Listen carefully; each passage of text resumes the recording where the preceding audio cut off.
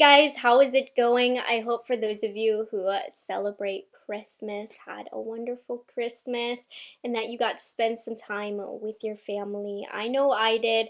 So today I'm like in a relaxed, blase mood. I just want to play with my makeup. I don't want to think too hard about it. I have a couple products that I want to talk about today and play with. So the first one, of course, I got my Natasha Denona Mini Eye Sculpt palette, which is now available everywhere in the mail. So I'm going to play with this. And then, I wasn't expecting to do this, but I thought it would be fun because these actually launched today. Makeup by Mario sent over the SuperShine lip gloss, which is supposed to be his shiniest lip gloss yet. So we'll finish off the look with this.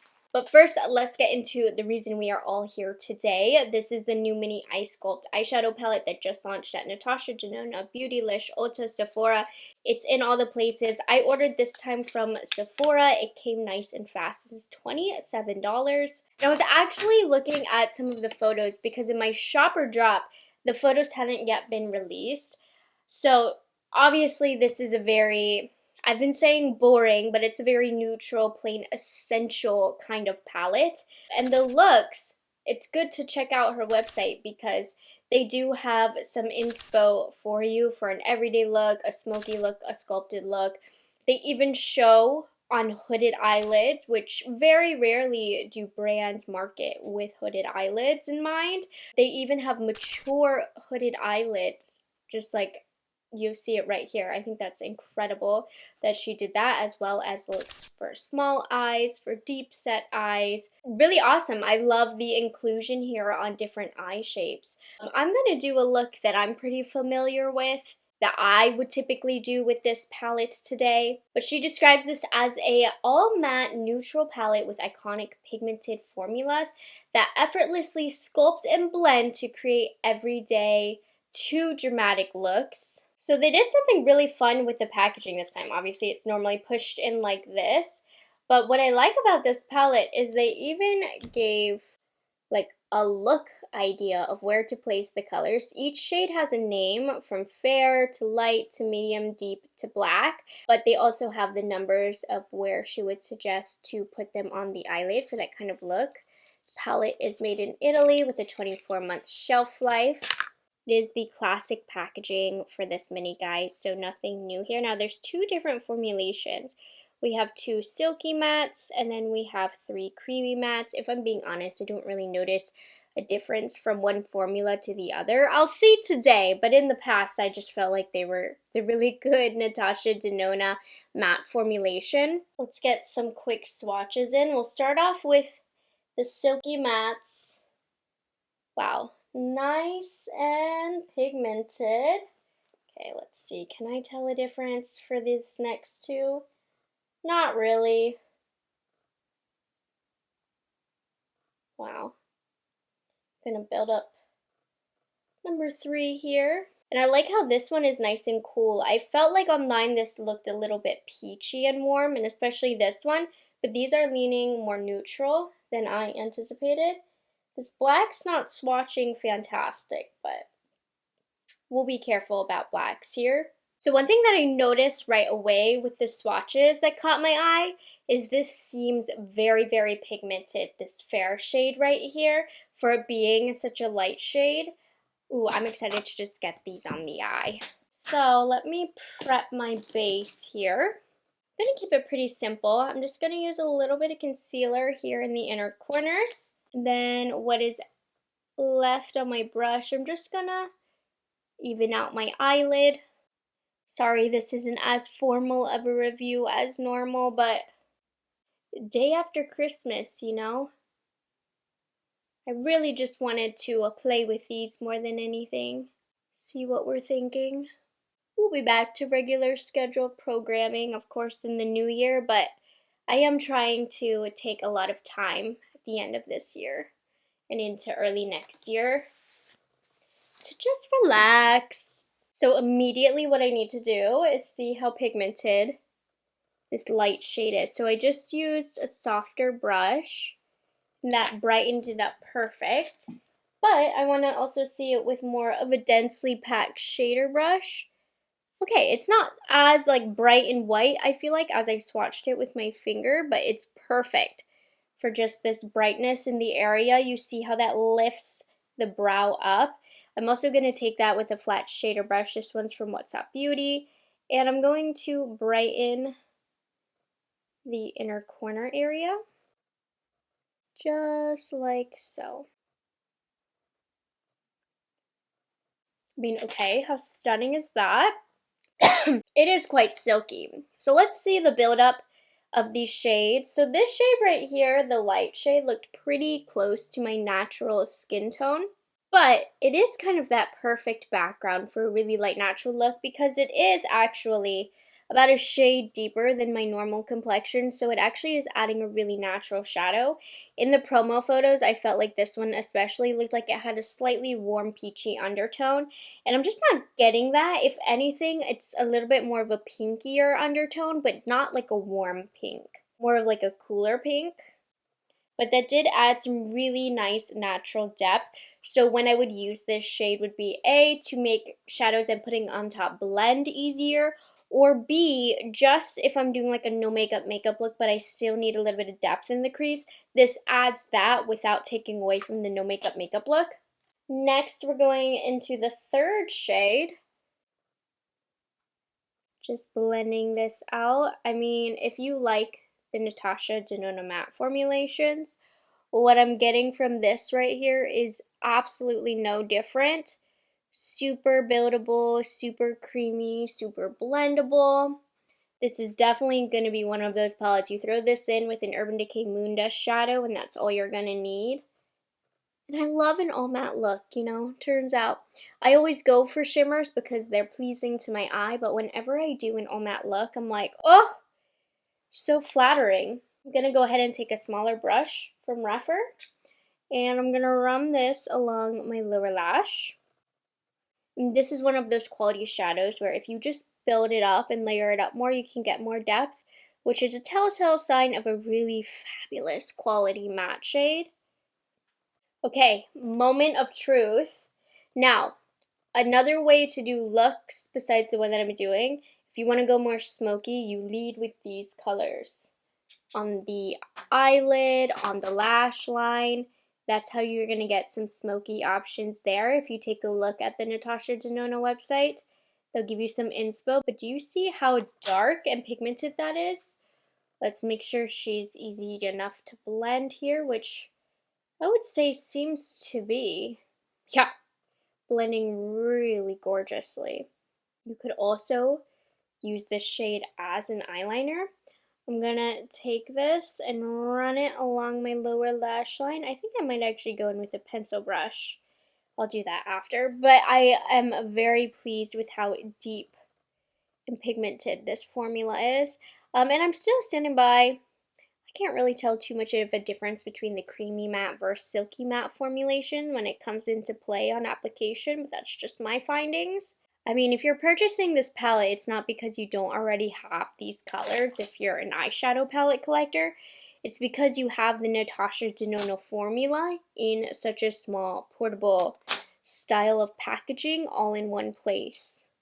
And it is not disappointing. Now, another great use of this light shade is to help blend out other neutral tones if you really want to get that hazy edge. And the better the blend, the more you kind of look like you know what you're doing.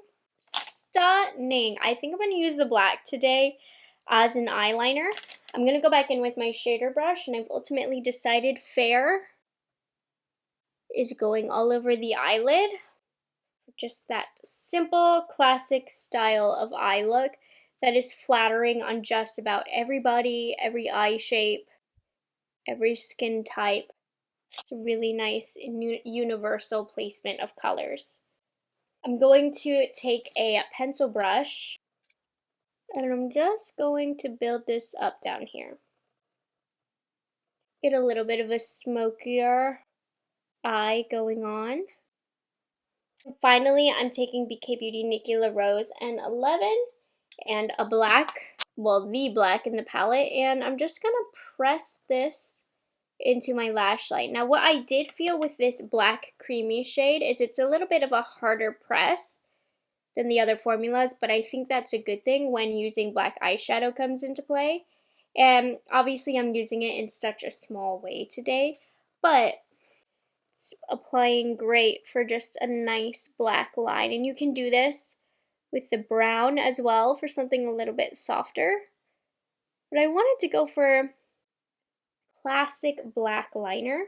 And next up, I'm taking my pencil brush once again, and I'm going to soften this guy out.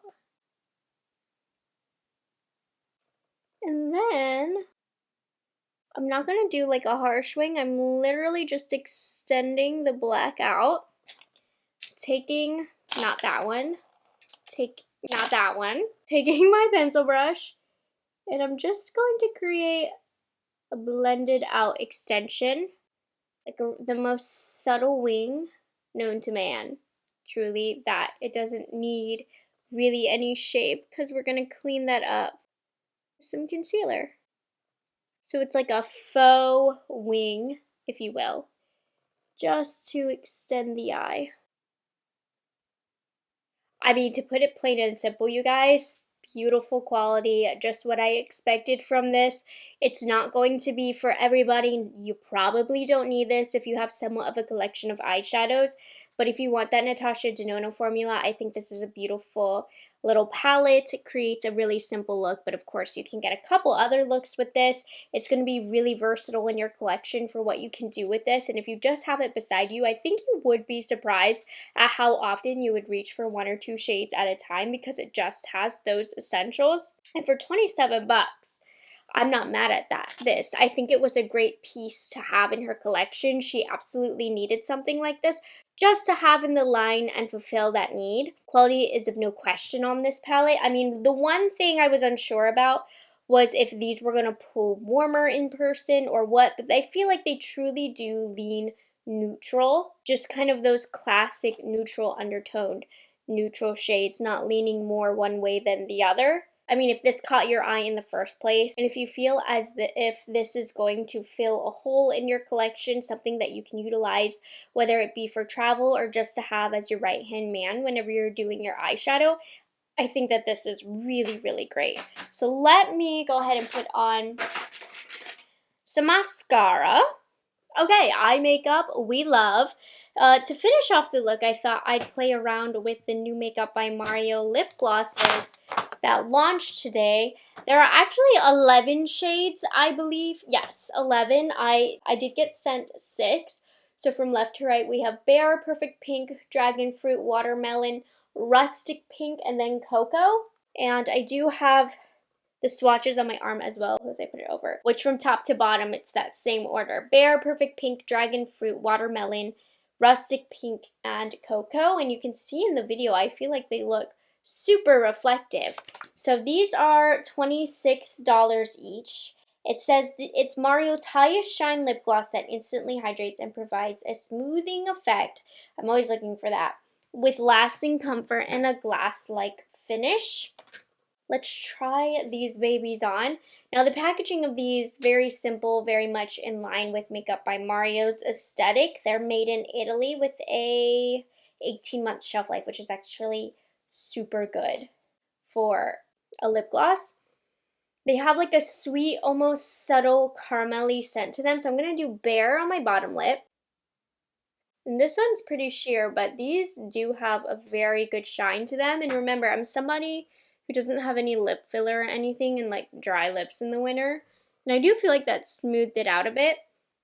Oh, I have Anywhere Caffeine from Makeup Forever as my lip liner base because my lips are crusty looking.